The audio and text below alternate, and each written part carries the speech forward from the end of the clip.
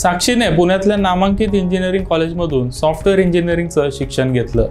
तिची कॅम्पस इंटरव्ह्यूमध्ये निवड झाली। चांगली नोकरी मिळाल्यामुळे ती आणि तिच्या घरातले लोक आनंदात होते। पहिला पगार मिळाल्यावर तिने घरातल्या लोकांसाठी भेटवस्तू खरेदी केल्या।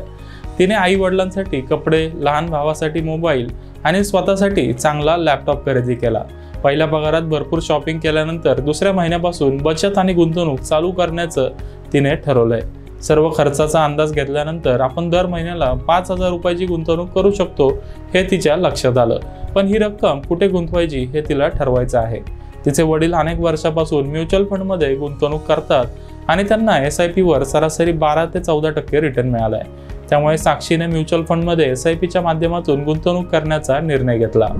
भारतातला म्युच्युअल फंड व्यवसाय अतिशय झपाट्याने वाढतोय। भारतात 45 पेक्षा जास्त म्युच्युअल फंड कंपन्या आणि 2000 पेक्षा जास्त स्कीम्स आहेत।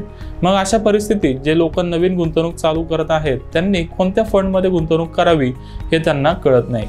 अनेक गुंतवणूकदार गुगलवर फंडचे नाव बघतात आणि केवळ पास्ट परफॉर्मन्सच्या आधारे कोणत्याही फंडमध्ये गुंतवणूक करतात। नंतर शेअर मार्केटमध्ये पडझड झाली की मग त्यांना काय करावं ते कळत नाही। कोणत्याही फंडमध्ये गुंतवणूक चालू करताना त्यामध्ये किती जोखीम आहे आणि आपली तेवढी जोखीम घेण्याची तयारी आहे का याचा विचार केला पाहिजे।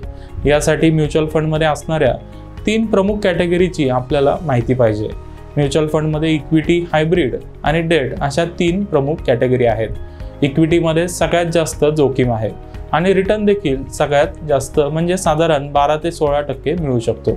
तर हायब्रिड फंडमध्ये मध्यम जोखीम आहे आणि या फंड्सवर साधारण 10 ते 12% रिटर्न मिळतो। डेट फंडवर तुलनेने खूप कमी जोखीम आहे आणि या फंड्सवर साधारण 6 ते 8% रिटर्न मिळतो। इक्विटी कॅटेगरीमध्ये चांगला रिटर्न तर मिळतो, पण यामध्ये खूप मोठे चढ उतार होतात। प्रत्येक गुंतवणूकदाराला एवढे मोठे चढ उतार सहन होतील का नाही ते सांगता येत नाही। त्यामुळे नवीन गुंतवणूकदारांनी सुरुवातीला सगळी गुंतवणूक इक्विटी फंड्समध्ये करू नये। शॉर्ट टर्म गुंतवणूक डेट फंडमध्ये करावी आणि लॉंग टर्म गुंतवणूक बॅलन्स ॲडव्हान्टेज फंड सारख्या हायब्रिड फंड्समध्ये करावी। बॅलन्स ॲडव्हान्टेज फंड्समध्ये तुलनेने कमी चढ उतार होतात आणि 10 ते 12% रिटर्न मिळतो। सुरुवातीचे 3 ते 5 वर्ष मार्केटमधील चढ उताराचा अंदाज आला की मग टप्प्याटप्प्याने इक्विटी फंडमध्ये गुंतवणूक करता येईल।